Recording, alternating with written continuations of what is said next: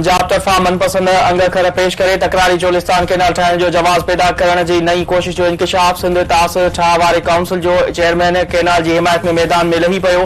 संदसि चवण आहे त पंजाब पंहिंजे हिसे जे पाणी मां चोलिस्तान केनाल ठाहे रहियो आहे। मुखालफ़त न करणु घुरिजे। हुन वक़्तु सूबनि वटि पंहिंजे हिसे खां बि वधीक पाणी आहे। पंजाब वटि 11 MF पाणी वाधू आहे जेको इस्तेमाल करण में कहिड़ी ख़राबी आहे। सिस्टम में मजमूई तौर 30 खां 35 मिलियन एकड़ फुट पाणी वाधू आहे जेको हर साल ज़ाया थिए पियो थो। बोर दौरान ज़ाया थींदड़ पाणी खे बचाइण लाइ पंजाब उहा चोलिस्तान केनाल वारी रिथा आंदी आहे।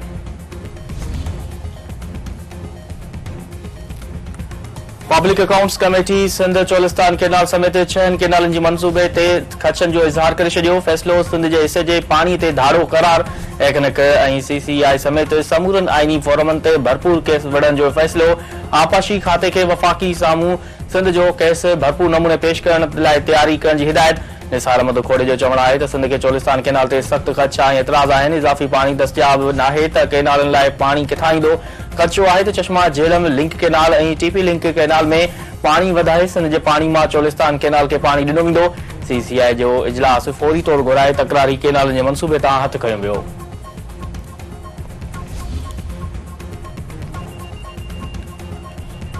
सिंध तरक़ी पसंद पार्टी तरफ़ां सिंधू दरिया मां केनाल कढण ख़िलाफ़ आचर ते कराची में एहतिजाजी मुज़ाहिरे जो ऐलान। डॉक्टर कादिर मक्सी चयो आहे त सिंधू दरिया मां 6 केनाल कढण जो मंसूबो कालाबाग जो मुतबादिल आहे। पाणी जी खोट सबबि समुंड ठठे बदी में सिजावल जूं ज़मीनूं बिड़काए रहियो आहे। सिंध ख़िलाफ़ कंहिं बि क़िस्म जी साज़िश क़बूल न कई वेंदी। PP केनालनि बाबति ॿिटी पॉलिसी ते अमल करे रही आहे। सिंधू दरिया मां केनाल कढण जी मंज़ूरी ॾेई हाणे वरी ड्रामेबाज़ी कई पई वञे।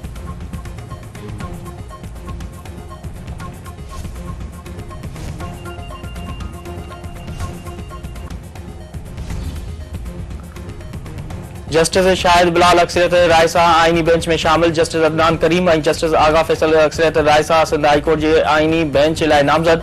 चइनी हाईकोर्टनि में एडिशनल जजनि जी मुक़ररी जो मामिलो 21 डिसंबर ताईं मुलतवी। चीफ जस्टिस आफरीदी तरफ़ां 26 आईनी तरमीम जो मामिलो फुल कोर्ट अॻियां रखण जी तजवीज़ रद्द। संदसि चवण आहे त आईनी केसनि जी ॿुधणी बाबति फ़ैसिलो आईनी कमेटी कंदी। वज़ीर आज़म शहबाज शरीफ़ चयो आहे त दहशतगर्दी जे ख़ात्मे खां सवाइ हू सुख सां न विहंदा। बदकिस्मती सां दहशतगर्दी हिकु दफ़ो ॿीहर कंधु खंयो आहे। सिक्योरिटी फोर्सेस दहशतगर्दी ख़िलाफ़ जंग में क़ुर्बानियूं ॾेई रहियो आहिनि। दहशतगर्दी जे ख़ात्मे वारे अज़म खे कमज़ोर नथो करे सघिजे। दहशतगर्दी ख़िलाफ़ जंग में मईशत खे $3 अरब जो नुक़सान थियो आहे। पाकिस्तान शिपिंग कारपोरेशन जी सूरताल ते ध्यानु ॾियणो पवंदो। वज़ीर आज़म दहशतगर्दी ऐं ॿिया ॾोह रोकण लाइ कमेटी क़ाइमु करे छॾी। ख्वाजा आसिफ खे कमेटी जो चेयरमैन मुक़ररु। PP चेयरमैन बिलावल भुट्टो ज़रदारी चयो आहे त कुझु अंसर नौजवाननि खे इंतिहा पसंद बणाइण जी कोशिश करे रहिया आहिनि। हिकु सोच औरतुनि खे अॻिते वधण खां रोके रही आहे। वॾो वज़ीर सैयद मुराद अली शाह समूरे कराची शहर ते ध्यानु ॾेई रहियो आहे। पहिरियों भेरो हिकु ज़ाल खे मेयर बणायो वियो आहे। PP चेयरमैन बिलावल भुट्टो ज़रदारी लियारी में पिंक फुटबॉल टूर्नामेंट जो इफ़्तिताह करे छॾियो।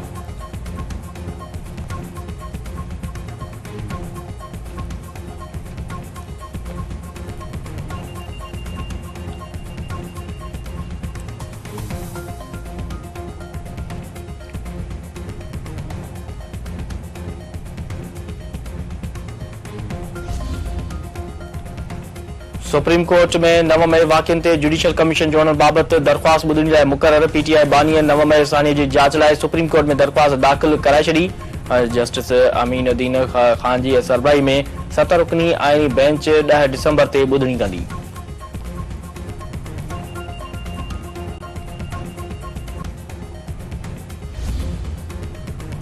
JUI सरबराह मौलाना फज़ल रहमान चयो आहे त दीनी मदरसनि बाबति बिल मंज़ूर न थियण ते हू इस्लामाबाद में एहतिजाज लाइ संजीदा आहिनि पर मुकमल मौक़िफ़ आचर ॾींहुं पेश कयो वेंदो। ॻाल्हाइण लाइ पोइ बि हू तयारु आहिनि ऐं मामला ठीकु करणु चाहिनि था पर हिकु टेलीफोन ते हू लचक कीअं पैदा कनि। जेकॾहिं हुकूमत पोइ ते हटे थी त मुल्की सियासत में अदम एतमाद जो सबबु बणिजंदो। वफ़ाक़ में कानून ऐं हुकूमत न पर ज़बरदस्तीअ वारी सरकार आहे। नेपरा वफ़ाक़ी सरकार जे विंटर पैकेज जी मंज़ूरी ॾेई छॾी। विंटर पैकेज मां सनअती नेट मैटरिंग ऐं वेलिंग वाहिपेदार बि फ़ाइदो हासिल करे सघंदा। इस्तेमाल थींदड़ इज़ाफ़ी यूनिटनि जी क़ीमत ₹26.07 हूंदी। नेपरा बिजली जे अघनि में ₹1.14 फ़ी यूनिट घटिताई जी बि मंज़ूरी ॾेई छॾी।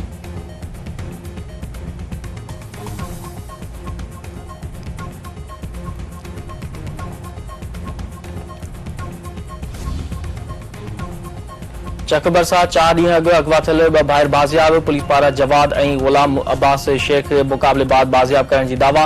पुलिस जो चवणु आहे त मोहम्मद आबाग पुलिस कचे वारे इलाइक़े में ॻुझ इतला ते कार्रवाई करे मुग़वी भाइरनि खे बाज़ियाब करायो। ऐं पाकिस्तान तरफ़ां चैंपियंस ट्रॉफी हार्वर्ड मॉडल तहत करण खां इनकार बाद भारतीय मुफ़ादनि लाइ ब्रॉडकास्टर्स जो ख़त लीक कयो वियो। ख़त में चयो वियो आहे त भारतीय क्रिकेट टीम जी मक़बूलियत घणी आहे ऐं आईसीसी खे सभ खां वधीक रेवेन्यू फराहम कंदी आहे। चैंपियंस ट्रॉफी जा बीटीआई राइट्स $750 मिलियन अमरीकी डॉलर जा आहिनि। जेकॾहिं भारत इवेंट खां ॿाहिरि थिए थो त आईसीसी खे 90% नुक़सान बर्दाश्त करणो पवंदो। पाकिस्तान जी गैर मौजूदगीअ में उहो नुक़सान रुॻो 10% थींदो।